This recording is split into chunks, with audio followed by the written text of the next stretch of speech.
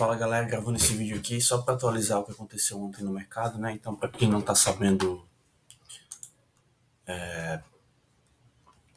a gente teve ontem. Ah, não, peraí.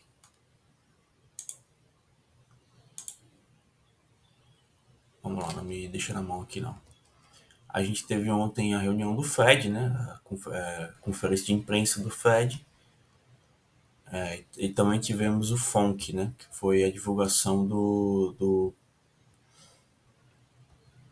da decisão do aumento ou não dos juros base lá dos Estados Unidos, né? Que seria algo mais ou menos equivalente à nossa Selic aqui no Brasil, né? E a gente também teve a decisão do Banco Central no Brasil, né?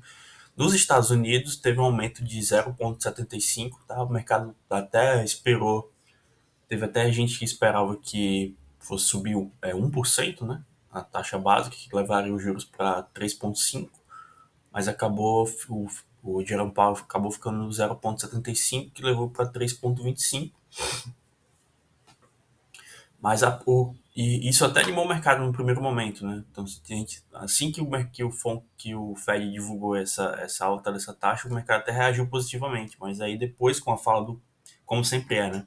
Com a fala do presidente, do chairman, né? O Jerome Powell falou que, para resumir a ópera, né, falou muita coisa, mas e na verdade eu não assisti, eu só li a transcrição, enfim, de algumas falas dele, mas a fala que mais me chamou a atenção foi que ele vai manter os juros, até coloquei isso no grupo do Telegram, vai manter os juros alto durante um bom tempo.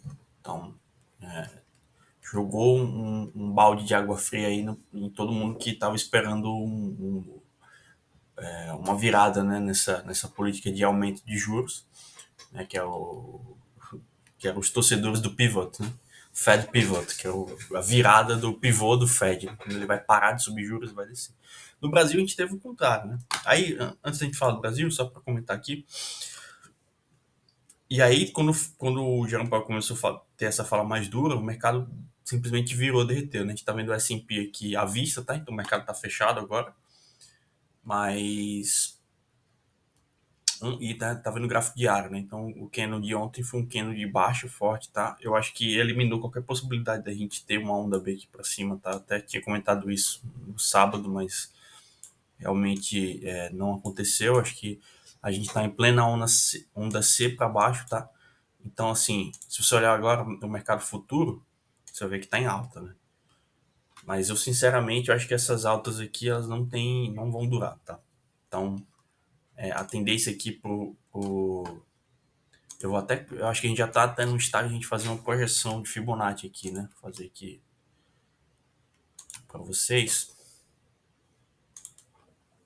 Né? Tem uma primeira retração aqui, mas essa retração aqui retração não, é projeção, né? Tem essa projeção aqui de Fibonacci, primeira, né? 0,78. Mas eu acho que vai passar muito disso, vai no mínimo aqui no 1, tá? Então meu alvo aqui, essa seta tá desenhada há muito tempo, né? Deixa eu afastar ela aqui. Então, meu alvo aqui é no mínimo, né, e para as próximas semanas, tá? É o 36,93 aqui pro S&P, tá? E eu acho que vai passar disso. Eu acho que um alvo ideal aqui para mim é nos 35, tá? Mas eu acho que a gente tá numa situação aqui, vocês sabem que eu tô bem pessimista já há muito tempo, né? Há um bom tempo aí, eu já tava esperando alguma espécie de topo aqui nessa região há muito tempo, né? Mais de 5 anos, inclusive. Mas recentemente eu percebi que o topo, na verdade, ficou lá em dezembro mesmo, né? Então, até tive a expectativa de a gente ter um movimento que esse movimento ia levar para um novo all-time high aqui, isso não aconteceu. E agora eu acho que é muito difícil a gente ver um grande movimento de alta, dado todo o contexto que a gente tem visto. Eu tenho falado isso, eu escrevi artigo sobre isso, né? Falei da questão do mercado imobiliário americano, enfim, da questão da dívida soberana na Europa, crise energética, né? Agora, enfim, a gente teve, para quem não sabe também, a gente teve o discurso do Putin recentemente, né, que declarou uma mobilização parcial, mas que de parcial tem muito pouco, né? Ele espera convocar 300 mil reservistas, é muita gente, né, para mandar para a guerra. Então, assim, É uma declaração de guerra, quase que uma declaração de guerra total, né? Inclusive mencionou o uso de armas de destruição em massa, né? E que não era um blefe. Então, assim, a coisa escalou muito, tá? No momento que tá tudo convergindo para uma crise global, né? E ontem o Jerome Powell falou com todas as letras, né? Eles querem uma recessão para acabar com a inflação. Né? Na cabeça deles, precisa ter uma recessão para acabar com a inflação. Então, ele não vai parar até que essa recessão aconteça. Então, tá dada. Então, a recessão tá dada. O que a gente vai fazer com isso? Vai ficar esperando, olhando? Não. O mercado vai corrigir, vai cair, tá? E aqui, alinhando a minha contagem de ondas de Elliott com esse viés, eu vejo uma grande possibilidade de pelo menos uma onda C. E a gente tem uma contagem aqui que é mais negativa, né? Eu não vou comentar ela, vou deixar pra comentar no final de semana, tá? Então, poderia ser um, 2, 3. A gente tá em onda 3 agora pra baixo, né? Então, tendência é de baixa total, tá? Tá em caps lock aqui, baixa. Vermelho carmesim aqui, botar grande, 28. Aqui é tendência de baixa, tá? Vai cair, ok? E aí, falando de Brasil agora, rapidamente. Ontem a gente também teve a decisão do Banco Central aqui no Brasil, sendo que a gente está numa posição um pouco mais favorável, né? O Banco Central já apertou os juros já muito, há muito tempo. E ontem, pela primeira vez, depois de muito tempo subindo os juros, o Banco Central deu uma pisada no freio, né? E manteve a taxa, né? Em 13,75. Nem tá aparecendo aqui, né? Ah, tá aqui, ó. Então, o Banco Central manteve a taxa em 13,75, falando que, enfim, eu não vou nem comentar também o que foi que o Roberto Campos Neto falou, mas a gente tá numa situação em que a gente pode ter o topo dos juros, tá? Isso é uma coisa favorável pra gente. Mas eu acho que não adianta você estar bem no meio do caos, entendeu? E eu sinceramente, eu acho que esse movimento aqui, que a gente viu ontem, já pode fechar um movimento de onda 5, tá? Já pode ter sido um movimento de onda 5, a gente pode inclusive estar vendo um alinhamento aí da tendência do mercado com a bolsa, né? Quando a gente olha aqui o nosso indicador de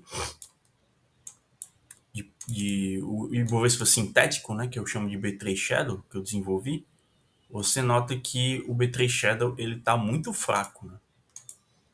Em geral, eu gosto de acreditar mais no mercado. Tá? Em geral, tá? Porque eu acredito que o mercado sabe mais do que eu. Né? Eu tenho essa humildade. Né? Então, quando eu olho aqui, eu falo, pô, mas se o mercado está segurando é porque ele sabe alguma coisa que eu não sei. Né? Então, tem essa possibilidade. Né? Mas, às vezes o mercado também se engana. Né? Então, considerando que o mercado americano está muito condescendente com toda a situação grave que eles estão vendo lá, eu acho que a coisa vai degringolar lá e vai trazer o Brasil para baixo, tá? Então, o meu viés aqui, eu mudo ele para negativo, né? Eu até comentei que o meu alvo era 116 mil pontos, mas aparentemente não vai lá, né? Vamos ver como é que abre hoje o mercado. Talvez a gente tenha mais uma pernada de alta aqui, né? Não seria impossível a gente fazer mais uma pernadinha de alta aqui, tá? Sabe? E talvez até chegar lá nos 116 mil pontos, mas eu não vejo muito mais espaço para alta aqui. Não vou comprar, tá? Nenhum movimento aqui. Posso até não vender esse topo agora, posso esperar esse movimento aqui a mais, mas eu não venderia. E como eu comentei para vocês, o Bovespa sintético está muito fraco, os fundamentos estão muito fracos, tá? E os fundamentos, isso aqui são os fundamentos diretos, né? Quando a gente olha para um cenário um pouco, dá um passo mais atrás, né? E olha para o macro, a coisa está muito ruim, então, sinceramente, acho difícil o Ibovespa, sabe, manter essa performance aqui muito melhor do que o mercado internacional, tá? Então, como eu comentei para vocês, eu acho que a gente fechou a onda 5. Se não fechou, ela está perto de fechar aqui, não vai muito mais longe do que isso, que era o que a gente estava prevendo já, né? Tipo, eu comentei, meu alvo era 116 mil pontos no máximo, assim. Eu acho que provavelmente não vai lá, tá? Vai fazer um topo aqui abaixo, ok? Por último, eu vou comentar aqui o dólar, tá? E depois eu até posso comentar um pouco do. Né? Eu tinha comentado no domingo que a gente teria uma onda. Faltaria um último movimento de alta, né? Esse movimento de alta foi esse gapzinho aqui da segunda-feira, né? O dólar abriu na segunda-feira em alta, mas acelerou muito rápido na queda, né? Então, foi um movimento de alta mais curto até do que eu estava pensando, mas que satisfaz aqui um movimento aí terminal para essa onda C aqui, né? E como corrigiu muito forte, saiu invadindo tudo aqui, no curto prazo eu acho que isso aqui é bem pessimista. Agora, em termos de contagem de ondas de Elliott, tá?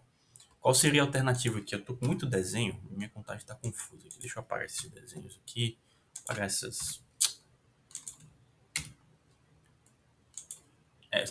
aqui são VWAPs, tá? São médias ponderadas pelo volume e mostram que essa zona aqui é uma zona de confluência de preço médio, né? Então o mercado está brigando aqui numa zona de preço médio, numa zona que eu chamo de comfort, né? Uma zona de conforto, que nem está perdendo muito, nem está ganhando muito, né? Então, não é nem conforto, mas é uma zona decisiva ali, né? Você está no seu preço médio, você pode estopar a qualquer momento, ou você pode, sei lá, continuar acreditando e a coisa continua subindo, né? Mas eu vou apagar elas aqui para ficar mais claro a minha contagem de ondas de Elliott, né? Vou apagar essa contagem de curto prazo aqui também. Tem uma linha aqui confundindo com o candle, né? Então, assim, a alternativa para essa contagem aqui, né, que a onda C acabou aqui, seria que essa onda C vai complicar muito, né? Tipo, vai fazer uma coisa assim, né? Vamos desenhar ela aqui rapidamente, né? Aqui foi uma onda A de C, B, aí teria aqui assim. É uma outra possibilidade, tá? E aí a gente teria uma onda C bem mais complicada. Vamos ver até Fibonacci aqui de tempo. Fibonacci de tempo aqui fica muito complicado, né? Vou botar ela grande aqui, então, assim. Acho difícil ser esse o caso, tá? Caiu muito forte aqui.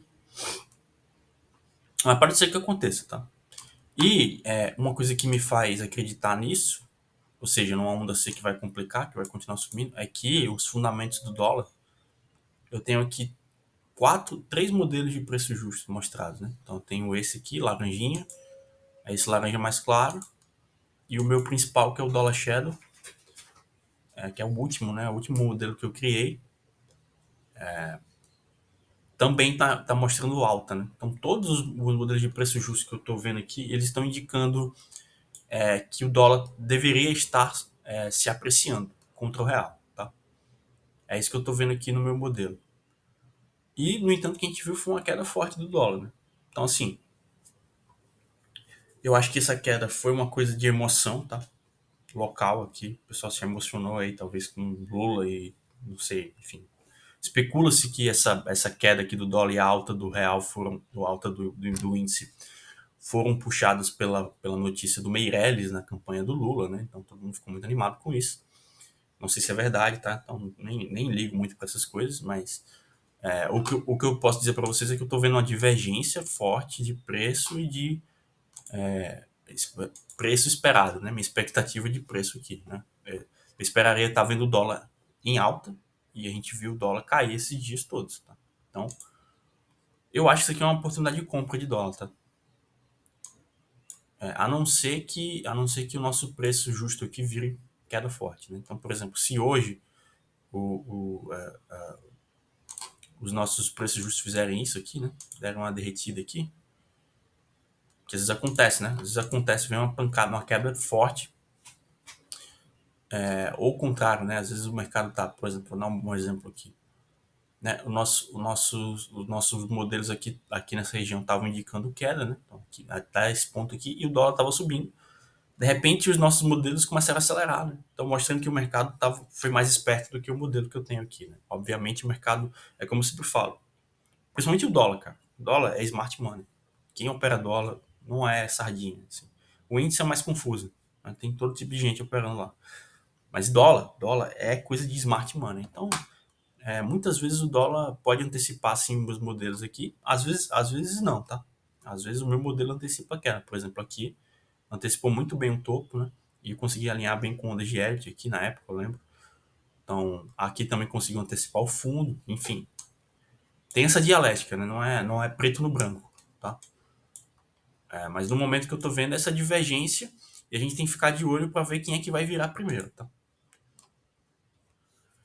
Ah, Então é isso que eu tinha para comentar para vocês. Não quero fazer um vídeo muito longo, tá? É final de semana, eu vou voltar aí. Acho que tem muita coisa para gente discutir, né? Eu vou atualizar essas contagens aqui, esses modelos, a luz do que vai acontecer hoje, amanhã. Eu acho que no curtíssimo prazo aqui hoje a gente vai ter um movimentozinho de alta, mas eu não ficaria otimista, tá? Eu compraria dólar e venderia índice, tá? Eu tô falando o que eu vou fazer, tá? Pra mim, não é recomendação, tá bom? Então fiquem com Deus. Se tiverem qualquer dúvida aí, manda aí no grupo do Telegram, tá bom? Um abraço pra